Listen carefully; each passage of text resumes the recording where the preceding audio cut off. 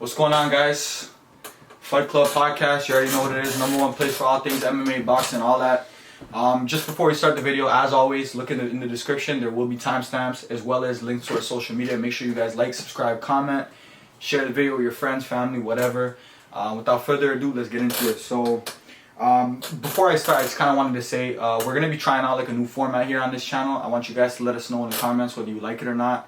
We're going to be doing separate shows for MMA and boxing just to kind of gauge what our audience likes more.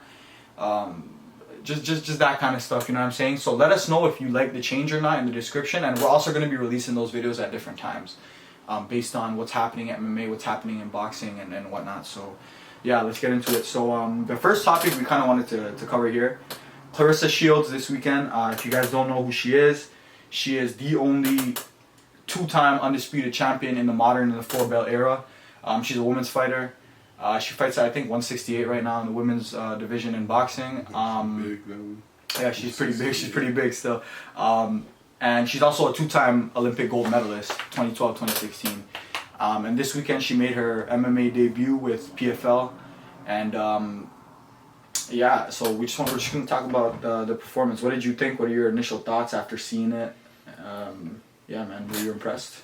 Obviously, I feel like she was she a favorite in that fight? Or, yeah. I mean, they put her up against like it was like a warm up fight. Yeah, a tune-up. So a tune-up. She's new to the sport, so she's very well versed in stand-up. Obviously, so you know she has that going for her. But obviously, it's MMA, so you have to be good in all the wrestling, jiu-jitsu, everything. So that's where she's kind of lacking right now. Facts. Obviously. So yeah. Let's say she actually comes up against someone that's good, like a Ronda Rousey type, you know, jiu-jitsu, wrestler. Yeah. Facts. They'll just keep every fight starts on the ground, on the feet though, but once she gets put to the ground at this point right now where she is, obviously the beginning of her MMA career, it's not gonna be that good for her. But she could she always develop on that, and yeah, I think she's probably the best in the world on the feet already. Probably, fam. Yeah. So I agree with everything you're saying. I think you're spot on. Just to kind of elaborate on it. So they put her against somebody who was 3-7. I don't even remember her name.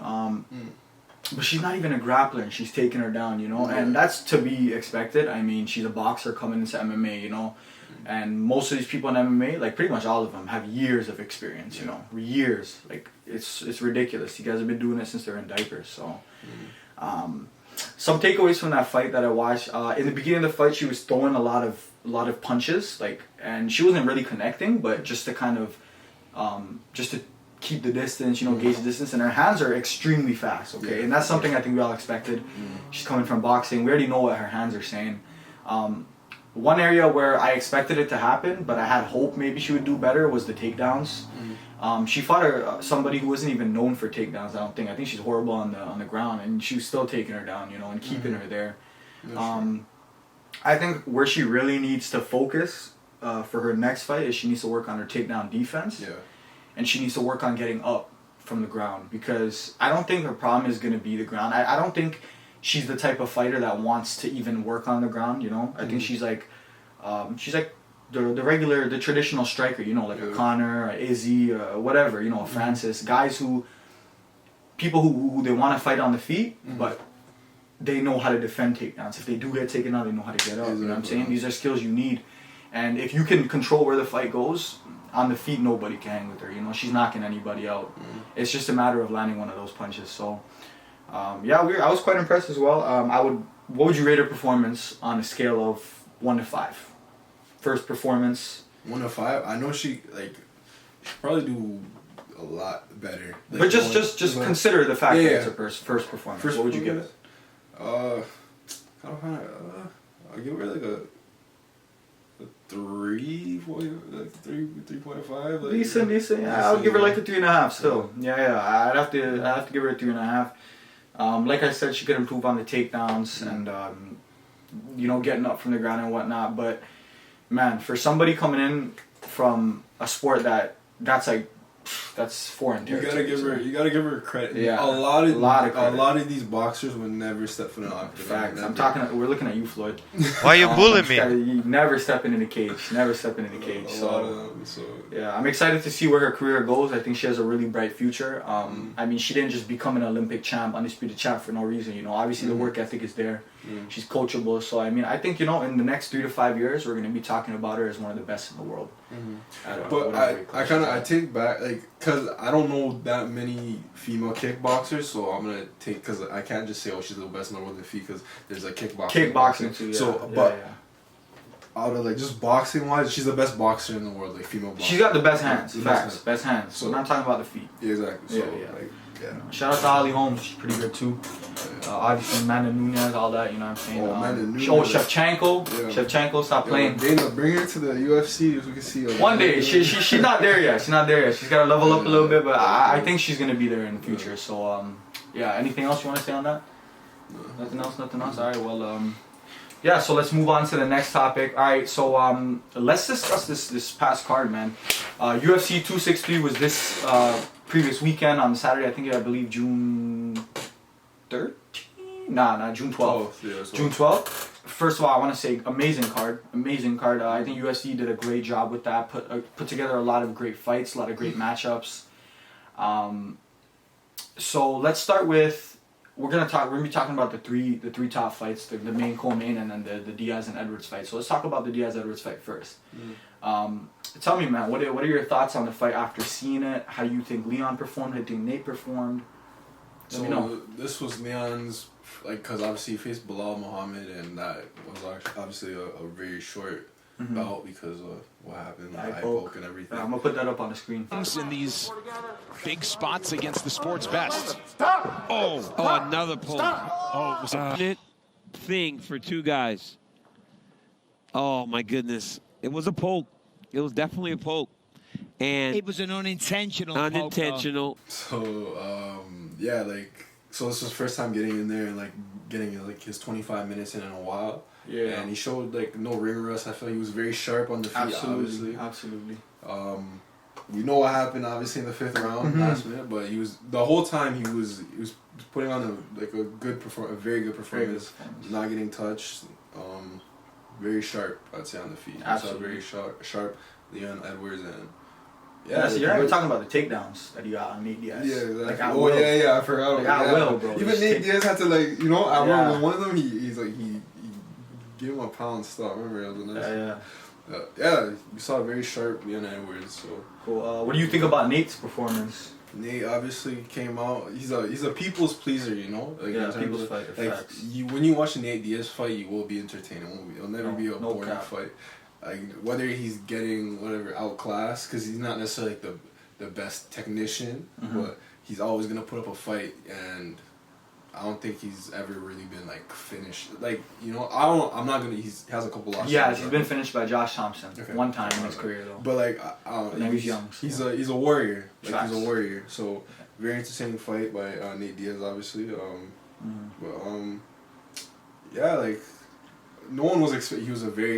He's an underdog, so no one was expecting him to win. But yeah, he put on, like, he was getting obviously outclassed, but I don't know, like, in terms of his performance, it was, because at his age, I don't see, like, it's kind of, like, I don't see him, like, beating, like, these younger guys, if that makes sense. Yeah, I mean, no, honestly, I didn't see him beating these younger guys even before. Yeah, that's true, but I just don't think he has a skill. But it's an Nate Diaz fight, you know? Entertaining, very entertaining. I left very entertaining, so. Facts. Yeah.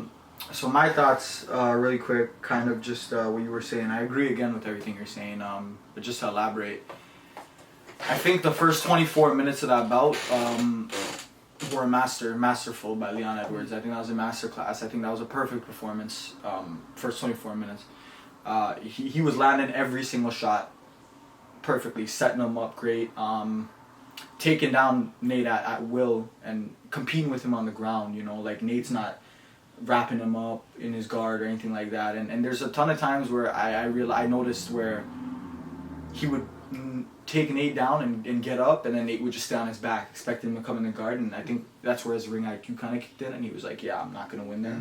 So he just kind of let the fight stand up. Very smart fighter. Absolutely. Dana was a very smart fighter. Absolutely. Very smart, very technical, chooses his shots very well, doesn't take damage that much. Yeah. Now, the last minute of that fight, kind of where Nate Diaz took over, I don't know if you noticed the whole fight I'm watching though, and I could see, you know, this guy Nate is in a southpaw stance and he's setting it up. Like he just, you know, he's hitting him with the jab, with the right hand, but he's not really following it up with anything. You know, he's doing the Stockton slap, trying to clap him in the face and all that. And that last minute, you know, he follows it up with a big left and clips him, had him shook, bro. This guy, like, I'm gonna put it up on the screen right now so you guys can see. You know what I mean? That's what they do for fun. So when you do that for fun, as well as jiu-jitsu and boxing. Oh my goodness! Oh my goodness! You gotta be kidding Oh my goodness! He's got him hurt. Leon's in real trouble. We're gonna take a look at the end of the fight. That's a straight left hand that Nate Diaz lands and wobbles him all over the place. Look at this. Slap. Boom. Left hand. Yeah, man, he was shook. Right on the jaw, too. Right on the button, yeah. bro. Right on the sweet spot. Had him shook, and then points at him. Legendary pick. I'm gonna put that up right here too. But yeah, man, like, it just made me upset because I'm thinking he clipped him, had him super shook, had him wobble. He was drunk driving, and there's a minute left. You smell the blood. You should be on that, bro. Like, it's just crazy. Like Nate Diaz, all the credit in the world to him because that was a great performance. And at the end of the day, it was as advertised. You know what I'm saying? It was what everyone thought he would do. But it would have just been great if he had won, bro. It would have just been way better if he had won. Because if he had won, what would we be saying right now? Right now we'd be saying, oh, him versus Usman, him versus Conor. You know what I'm saying? And like, I guess they're still kind of talking about that, but. When's the last time you won a fight? Last time you won a fight was against Anthony Pettis. Anthony Pettis. Oh yeah. Okay. He beat Anthony Pettis, and before that, his most recent win was against McGregor the first time. Oh. Yeah, bro. Nate Diaz is one of those guys, man. He's the comeback kid. Yeah, you know what I'm saying? He's a comeback kid. Like he'll eat shots, bro. And we were talking about this a bit off camera. I don't know what round it was in, probably third or fourth round. Leon hit him with the clean left hook to the temple, bro, and he slid like a meter across the octagon. He just would not fall over, bro. Would not fall over. I've just never seen that, bro. Like, who else but Nate? You know what I'm saying? People talk about granite chins. That guy has a titanium chin, bro. That guy's chin is unbreakable. Sure. I don't even understand how Josh Thompson knocked him out, to be honest. I'm going to put that up, too. He's hurt, and now a right hand power to the finish. Josh Thompson all over Nate Diaz, and it is all over. Josh Thompson with the victory. That was crazy, bro. Shout out to Josh Thompson, man. I know you do your own pod. I don't know if you ever see this, but if you do, credit to you, man. Let's move on to the next topic. Figgy versus Moreno 2 this weekend happened. So the first one, all-time classic, absolute banger. Had Figgy not had a point deducted in that third round, probably it would have gone to him. But the end result was a draw. Great contest. A lot of people thought Moreno won it too. So this second fight, this rematch was highly anticipated. And it was a hell of a fight, man. What do you think? Let me know your thoughts from watching it. What are your what's your analysis? On just how it was, you could tell Moreno was very determined. Like, I don't know, just like from like the first exchange, he seemed very sharp, quick, everything. And after the fight, he was talking about how he literally was like in a 6-month training camp. Like he was there to win. So facts. Yeah, we got a great performance from. Yeah, like probably his best performance of his whole career. Absolutely. So, yeah, congrats to Moreno. Yeah, first man, Mexican. congrats. Is the first Mexican champ just in general? First Mexican UFC champion. Really? Yes. Is Cain Velasquez not Mexican? I think Cain Velasquez is American, but. Oh, okay. Yeah. So yeah, congrats. All about praise just for Moreno. went out there, did his thing, like. Facts. Yeah, like I remember when he got the rear, he finished him with the rear naked choke, right? Yeah. So. Yeah, I don't know. I didn't expect it to happen at the same time. Obviously, it gets to a point where it got to like certain people. I didn't see Figgy getting like finished or something. Like I didn't visualize it, and it was just weird seeing Moreno get his back, and then it was tight. It was in. It was just in. He couldn't do nothing. Yeah, I was like, damn, it was over. Like I didn't like. I was shocked. Honestly, like most people. Yes, I think that's the perfect word. Shocked. Yeah. You know what I'm saying?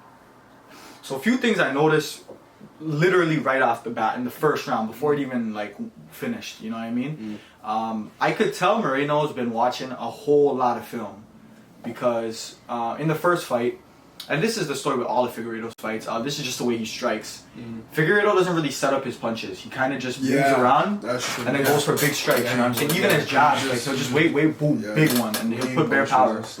And he leans a lot into his shots, and in the first fight, Moreno was using that to hit his counters a lot. In this fight, he didn't even need, bro, didn't even touch him. You know what I'm saying? After that first round, I just knew this was going to be a different fight. I was very surprised because I thought that Figueredo would also change up his game. You know what I'm saying? I mean, a lot of people, I think everybody after that first fight could tell, like, that Figgy never really sets up his punches. He kind of just goes for big shots, telegraphs. He like telegraphs his punches, you know? He tries to see where your head's going to be, and then he'll aim for that, you know? Like, if you're ducking, he'll be like, oh, he's going to be here when I land, so you know what I'm saying? So what I think Moreno did a really good job. Him and his team. Shout out, not just to Moreno, but shout out to all his coaches, man. Those guys really did a great job breaking down the film, explaining to him what needed to be done.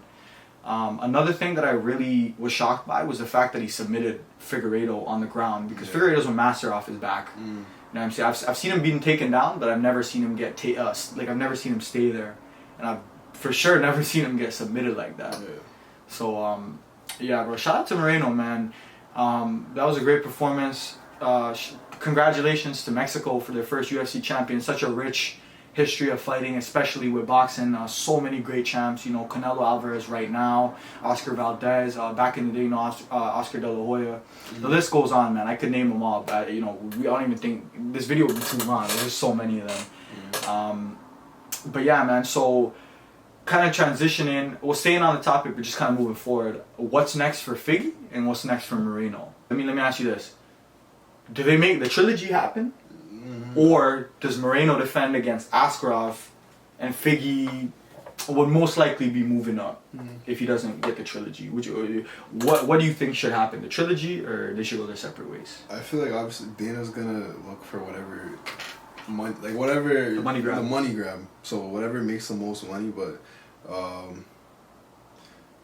like Moreno beat him pretty decisive. Normally, normally trilogies or like follow-up matches, they happen after like controversial or like, you know, it was like very competitive fight. Exactly. And, like that, it wasn't that, you know. Yeah. So it's like, and or if the champ was reigning for a super long time. Exactly. Yeah. Which Figgy wasn't. He only defended belt twice. Exactly. So it's like, it's kind of like I feel like maybe it's not fair to like the contenders. Like, Facts. So I feel like, look, you move in a different direction. You can make that trilogy eventually, just not like immediately. Especially in the fashion that it ended. Like, if it was like, you know, all 5 rounds. Yeah, I think if it went all 5 rounds, then you could do that trilogy. Argument. But like, yeah. You know? I think for Figgy, I mean, obviously I'm not like, you know, one of his advisors or anything, but if I had to give him some advice, for any reason he's watching this, whatever, I think what he needs to do is move up to 135, bro. Now, I say that for a couple reasons. One, because, I mean, okay, initially, first off, it's the weight issue. Okay, I mean, Figueredo, he would have 3 title defenses. Okay, he would have 3. The first fight against Benavidez for the vacant belt, he missed weight. So they rematched, he beat him again. This time he won the belt, obviously. But he should have 3 defenses, but it's the weight issues. He definitely walks around like 150, bro. That guy's ripped. That guy's massive. So, and a lot of guys at 135 don't even walk around at 150, bro. Like, these guys don't even cut them that much, you know what I'm saying? Yeah. So, I think Figgy, although, you know, people call him in the MMA community, like, he's a weight bully, whatever. Like, cutting weight is the name of the game. You know, like you can cut weight and you can still perform, then why not? You know, so. But I think Figueredo, I think 125 doesn't really have much for him anymore. The only other guys who I could see really giving him a fight are maybe Askarov, but I'm pretty sure him and Moreno are probably gonna face next. And I mean, Moreno and him, you already see how that turned out. So I think Iggy should move up to 135. A lot of great matchups there for him. Obviously, it's already like we talked about this in a previous episode, stacked division. You know what I'm saying? With Aljamain, Jan, TJ Dillashaw, Corey Sandhagen, Frankie Edgar, Jose Aldo, like Cody Garbrandt, like just all these guys. And a fantasy matchup that I've been kind of seeing around the community is Figueredo versus Garbrandt, which I hope they don't make because Figueredo will smash Garbrandt. But a matchup to me that makes more sense would be Figueredo versus the loser of Aljamain and Jan. I think that would make more sense to me.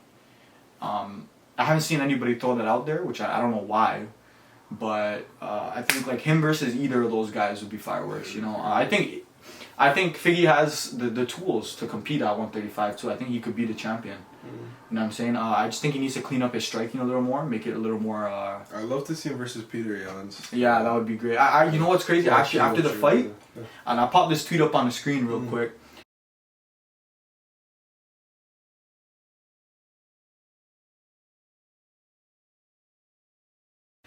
This guy Peter Yan tweeted, he's like, yo, it's funny, these guys wanted me to fight this Brazilian dude, and I'm like, bro, this guy loses one time and all of a sudden he's not worthy of fighting you? What? It must be a glitch. What? It must be a glitch. There's no way. What's this guy talking about, bro? This guy's gassed up. This guy's too gassed up. His head's too big. Hey, bro, you're that guy, bro. He's that guy, but yo, Figgy was that guy true, until the other night, you know what I'm saying? That's true. And Figgy's a demon, bro. That guy's the god of war. He's a demon still. These guys need to stop sleeping on my boy Figgy, man. They're gonna come up there and terrorize these guys. For real, they're gonna be begging for him to leave. Yo, please, bro, go back to 125. Let's see, man. I have faith in Figgy, man. I think this is just a minor setback for a major comeback. I think when he moves up to 135, not only is he gonna be a lot healthier because of less weight cutting, I think he's gonna be a lot more strong too, man. And like I was saying, if he just cleans up his striking a little bit, bro, you know what I'm saying? Learns how to set his punches up rather than kind of just telegraphing them and going for big shots. And he just learns patience and all these things. Like, he has everything else, bro. He's been a champ. He knows what it takes, you know. He has the work ethic. He has the heart. He has the chin. He has the ground game. He has the strength. He has the length. Like, he has all of that, bro. You know, he has all the physical tools. It really just comes down to actually increasing his skill level, personally, you know what I mean? So, that's my thoughts on that. Yo, let us know in the comments, guys. What do you guys think? Do you think Figgy should move up to 135? Do you think they should do the trilogy? Why or why not? You know what I'm saying? Give us your thoughts. That's a pretty hot topic around the community right now, and we'd really love to know about it. So we're going to cover the last topic right here. The main event, Israel Adesanya versus Marvin Vettori 2. So tell me about that, bro. What are your thoughts? Yo, exactly what we expected to happen, minus a knockout. Like, so minus a knockout, but 5-0. Like, one every round. Yeah, like from beginning bell to end bell, it was all Israel Adesanya, and yeah, like I feel like in terms of like Marvin Vettori is he's a very tough guy. First of all, like obviously shows you're not gonna like finish him. Like, he's not an easy guy to finish. Yeah, no cap. Like, you guys can say all the shit you want about him, but you can't take that away. And I could tell he's working. Like, he's relentless. Like, he really wants it. Yeah, he does. He really wants it. And I feel like, that's facts. Let's say Izzy moves on or whatever, like to 205. You can see him being a champ. I can see him being champ. Like, he's really? already. I remember I saw like a video and he's already training, bro. He when I tell you he wants it, like he wants it. He's hungry. Like, the only person I feel like you can see it. So you could see him beating Whittaker. That's the only thing I was supposed to say. The only person I feel like I was gonna say beat him is Whittaker, but everybody else in that division, I feel like. So you think Marvin Vettori beats Darren Till? You think he beats Paulo Costa? Yeah, I do. I honestly. You think he beats Jared Cannonier? Yeah, I do. Wow. I honestly do. To be honest. Nah, I don't disagree with you completely, bro. I'll be honest. I feel like the only person he wouldn't be able to beat is Robert Whittaker, but like everybody else, I'm not saying like But yo, everyone knows it's Izzy and Rob, and then everyone else. Yeah. So, yeah, bro. Like you said, fam. Clean sweep, man. 5-0. A nice 50-45 for Izzy. Really good comeback performance, especially after his last one out. His last bout he lost, obviously he tried to move up, become a champ against Blachowicz. Credit to Blachowicz, put on a great performance against Izzy. Was an underdog, a lot of people didn't expect him to win, but he still, that's what champions do, they find a way. And you know, that I think it speaks volumes about Israel Adesanya because it didn't shatter his ego. You know, a lot of guys who are champions, and especially dominant ones like Israel, you know, they'll take a loss and then it'll just shatter their egos, you know, like they'll just be like, damn, like they'll never be the same, you know. For example, Jose Aldo, you know what I'm saying? Like, yeah, he became champion again, but that's only because Conor left the division and then Max beat him and all that stuff happened. But everyone knows, after Conor beat Jose, he was never the same. You know what I'm saying? After, hold on, I'm thinking. Tyron Woodley. Oh. Tyron Woodley, that's who it was. Yeah. After Tyron Woodley lost, it was never the same, you know what I'm saying? Lost like 4 in a row, and he's about to fight Jake Paul, which He we'll was cover fighting later. dogs though. Like he was fighting killers. He's fighting killers still, but it's not even the fact that he was fighting good. Like, that's not an excuse, bro. Right. Because he's a world-class fighter That's too, true, you know? yeah. He should be competitive against these guys, but he's being dominated, bro. So you know it's a mental thing. Yeah. And like, his age could have something to do with it, but like, if we're being honest, it's probably 99% mental. Like, it's probably a lot in his head, you know what I mean? And yeah, man, and I think it just kind of speaks volumes on Izzy's mentality. You know, he's a real champion. To come back from a loss like that, especially such a close one, you know, like that was a close fight, bro. It was, yeah. And those are the hardest ones to lose, you know. Those are the hardest ones to lose. And he came back and he put on that kind of performance. I seen he was kind of comparing him and Marvin Vettori's situation where he said like when he lost against Jan, right, he could have went out later and been like, oh, it was a thing, oh, he didn't actually win, it was a close fight, this, that. He could have been in denial. Like, exactly like how Vettori was holding on to that first match, but instead he's like, okay, no, he beat me, I'm just gonna get better, which he did. Like we saw on his ground game defense was crazy. Like we gotta talk about that a little more after, but yeah. Yeah, so he became, that loss allowed him to grow, you know, versus like Vettori, obviously like he didn't show obviously he's like a bit like of a better, he's a better fighter, but he didn't improve to the point where like he could, like, you know, like he didn't vastly improve. He didn't improve as much as Israel did. Exactly, like, yeah, because they were pretty equal, you'd say, exactly. when they fought, but now it's like levels. Exactly. Where he has to improve is obviously his stand up, you know. Yeah, of course, his stand up. He's just he's too slow right now. A little too telegraphed maybe. Oh, but also Israel is, yeah, he's a wizard. Yeah. He's a wizard on the feet. But even who did he won against before? Forgot his name. Right before this? Yeah, no, Vettori. Sorry, I think it'd be Jack Hermanson. No. Kelly Gastelum? No, like literally it was on bro, Deadpool, man. What's his name? Like the man that they call like Deadpool, kind of like he talks in his fights all the time. You got freaking Kevin Holland. Kevin Holland. Kevin Holland was like, yeah, like he's gonna lose because he's too slow and he's not. Yeah, his stand up's not there yet. Bro, Kevin Holland was piecing him up. Yeah, his stand up. Yeah, it's his stand up he has to work on, bro. Yes, his stand up right. Yeah, he'd be a problem still. Yeah, but you know, you also gotta consider the fact, bro, that him and Izzy have not been facing the same level of competition. True, very true. Yeah. Because ever since they had that fight, that loss kind of sent him back a little bit, whereas Izzy, it only propelled him forward. And after that point, he fought guys like Kelvin Gastelum, Robert Whittaker, Paulo Costa, you know what I'm saying? Like, he's fighting Jan Blachowicz, like he's fighting these guys who are so much better than Marvin's opponents, and he's learning so much more. You know what I mean? So for him to be better than Marvin, for him to have grown more, it's not a surprise to me. It's really not, because he's just experienced so much more than Marvin has. You know, Marvin's basically been, not to say he's crushing cans or anything, you know, Marvin's fighting good guys, solid guys, but he's not fighting no Paulo Costas, he's not fighting no Robert Whitakers. I think that's a fight to maybe make next. Yeah, I think Marvin and Paulo, I think that'd be a great fight. Both them coming off a loss to Israel. Both those guys are huge 185ers. Paulo, we've never really seen Paulo tested like on the ground. You know what I'm saying? We've only ever seen him really stand up and bang. Yeah, I think that is the fight to make, bro, and I think it'd be very entertaining. But you know, right now, obviously, Pablo's having a lot of contract issues with the UFC and whatnot. So I don't want to get my hopes up too high, but you know, I hope we see that fight. Now, what was I saying? Yeah, we're gonna touch back on the takedown defense. So yeah, you were right, bro. Israel really improved.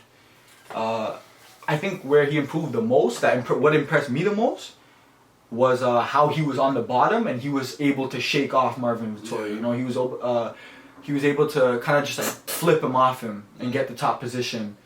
And there was one particular sequence where Marvin Vettori he was in Israel's guard, and then somehow Israel got him off, and then ended up getting on top, and then started ground and pounding him. And that really impressed me, bro. I think Israel definitely been watching film. Yeah, for sure. Definitely been on the mats. Definitely been working. I forgot who's the city kickboxing wrestling coach, but okay. But he's been definitely working. Definitely been working. I watching what's it called? He has like the whole fight camp. He was like kind of like documenting it. So yeah. Was it the UFC? The thing they do before like the No, like on his own channel. Oh, it's on his own channel. Oh yeah, freestyle bender. I think his bro runs it. Yeah. Okay, yeah. I've seen his videos. Yeah, that's tough. Yeah, bro. I mean, obviously, you know, Israel versus Robert Whittaker next. That has to be a fight to make. You know, they both want it. He even called him out after the fight, so that should be a banger. I don't see it going the same way as the first one. I've seen like the improvements Robert Whittaker has been making, bro. They're ridiculous. Robert Whittaker's stand-up is just so much sharper now. The only thing I could see... I mean, this is the thing. I could see... Israel's definitely a favorite in that fight, right? Because he knocked him out last time. Only been facing killers since then and realizing success. Whereas Robert Whittaker has also been doing the same thing, you know, been smashing all the top guys still. But yeah, man, I mean, I just don't see that fight going out. I don't see that fight going the same way as last time. I feel like Rob has a higher chance of winning this time. Not only because he knows what Izzy's bringing, but more because he's adjusted his fighting style to better mesh. You know what I mean? Because styles make fights. Yeah. His style now is better equipped. Every fight's different. So exactly. But because the thing, obviously, okay, in terms of tools, Izzy has height and reach, which is like so, like. I'm curious to see what type of game plan Robert Whittaker was gonna like put in place to try to beat Izzy. Like honestly, like, yeah. So I'm quite curious as well. Because like what happened, what he did last time, try to like rush him and try to like get inside. Yeah, that doesn't work for him. Yeah, and most people don't. I think like everybody in the UFC so far hasn't realized success doing that, trying to like, rush him. So yeah, I'm curious to see like what he's gonna do if that fight happens. Yeah. You know, the sad part is like I really like Rob, and he's my favorite guy in that division. You know, I want him to win, but bro, I just don't see anybody beating Israel, bro. Like on the feet, forget about it. And now his ground game, his defense, his getting up is so good now, bro. Against probably one of the best wrestlers, if not the best wrestler in that division. In Marvin Vettori, he just shook him off. You know what I'm saying? I mean, the only other guy in that division who has wrestling that's comparable to Vettori, probably Hermanson. Derek Brunson Derek Brunson, I guess, but I mean, we've already seen that. We've already seen that story. You know, Derek Brunson got sued. I think he tweeted like, "I'm not gonna fumble the bag twice." Like, yeah, listen, bro. Derek Brunson's a troll for real. I follow his Twitter. I love his Twitter, but yeah, he's not ready for prime time, bro. He's too old now. I hope he proves me wrong because, you know, underdog story, but I doubt it, bro. I mean, I don't think it's gonna happen. It's not really like the money fight too right now. Yeah, and nobody wants to fight Brunson, bro. Nobody at the top is saying, yeah, let me fight this guy Brunson. Like, you know what I mean? He's gonna have to find his way somehow, but we'll see, bro. But yeah, man, I think Israel is just one of those guys you're gonna have to catch on the way down still. I think he's just one of those guys that you're gonna have to wait for him to get old, and then once Father Time beats him, it'll be the only way he gets it to him. Kind of like Silva. The only way he lost is leg. Yeah, that's age, bro. That's age, fam. That's the years. There's years of microfractures, of working, you know, and he just kind of got caught on the way down, bro. That's true. Another champ who's never been the same after the loss, Anderson Silva. Right? So I think, but I don't know. I honestly, I don't know. Like, I want to see what Rob does in order, because you can't, like, obviously you can't stand on the outside with him. Like, you can't. Like, yeah, bro. Like, Yeah, bro. It's gonna be interesting. Still, they're saying they're aiming for October. October-ish. Hopefully, yo, it'd be sick if that fight was like my birthday week. That'd be so tough. I would definitely be amped. But yeah, bro. Hopefully that fight happens in October. There's no delays. You know, God forbid one of those guys gets COVID or something like that. And yeah, man, that fight needs to happen, bro. I think that's 100% the fight to make at the division. No, there's not even an argument for anyone else to get that shot.